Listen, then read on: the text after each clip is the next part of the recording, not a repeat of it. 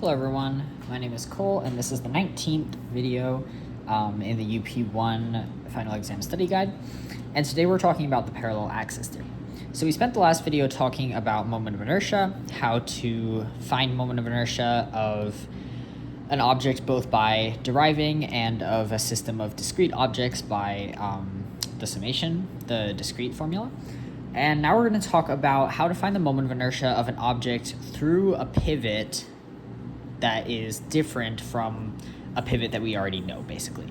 So one thing that you should become familiar with, that I am going to make a separate video reviewing, but for now we can just take a glance at it, is this table of select moments of inertia.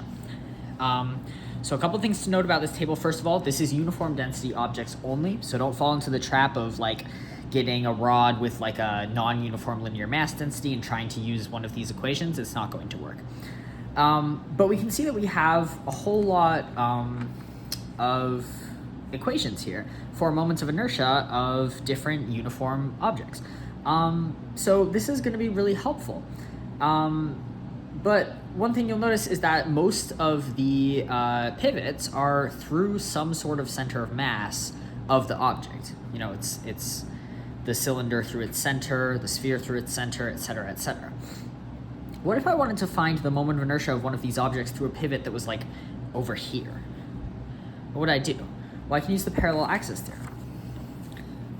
The parallel axis theorem states,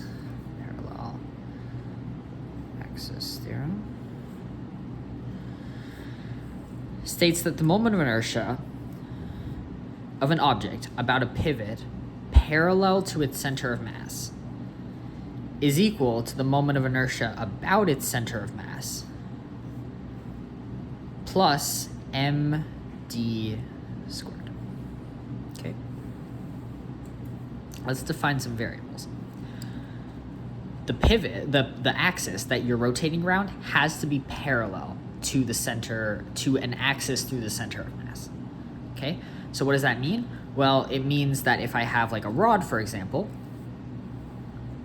and its center of mass pivot would be like that, well, I can find a pivot like this, but I cannot use the parallel axis theorem to find a pivot like this, because that's perpendicular. Okay.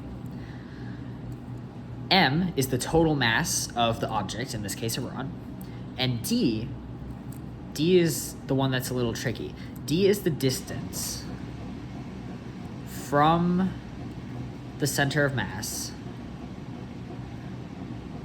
to the pivot. Okay? So that's just something you have to remember.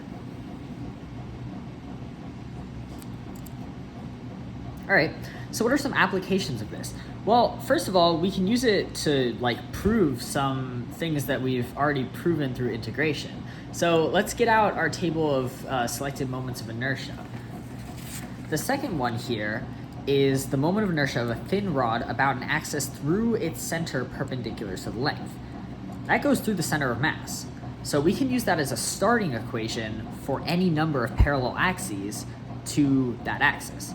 And the equation for that is 1/12 ml squared. So let's start with that. Let's draw our rod. Let's call it a long, thin rod with its center there. That's its center of mass. Let's say big M, the total mass, is 10 kilograms.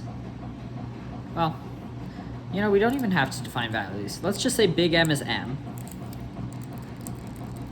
and that the length is L. Okay. So this is an axis through the center of mass, and I, COM, equals 1/12 ml squared. Let's use this to find the moment of inertia about this axis. Call it XX prime, just as the first axis. We've already found this result. We found it last time, actually, in the last video, through integration. We got 1/3 ml squared. Ooh, I'm completely off screen. We got 1/3 ml squared in the last video. So let's see if we get the same thing using the parallel axis theory. We should. We're going to plug it into our formula. We're going to say I through XX prime should be equal to I through the center of mass plus md squared. Plugging in our values, I center of mass is 1/12 ml squared. M is just m. And what's d? Well, d is the distance between the axis and the center of mass. That's L over 2. L over 2 squared. Okay? So this becomes 1/12 ml squared plus 1/4 ml squared. Okay? We're going to combine our fractions here. We can write this as 1/12 plus 1/4 is 3/12 ml squared, which is 4/12 ml squared, which is indeed 1/3 ml squared. Pretty cool. Get the same answer through the parallel axis theorem. So that's kind of like a really informal and not correct way to prove that that the parallel axis theorem works, but it is just a little bit of proof. Well, we can do other things with this. We can maybe find the moment of inertia about this pivot, y prime. Say that this pivot is L over 2 away from the left end of, or the right end of the rod. Let's try that one. It's really good to remember that our pivot, our axis, does not need to be touching the rod. This rod can be pivoted around an axis like this without actually touching the axis. So the moment of inertia about y prime is going to be ICOM, which is 1/12 ml squared still, plus m times d squared. What's d? D is the distance between the center of mass and the pivot. Well, in that case, this is just L, because this is L over 2 and that's L over 2. So this is plus ml squared. So we get that y prime is 13 over 12 ml squared.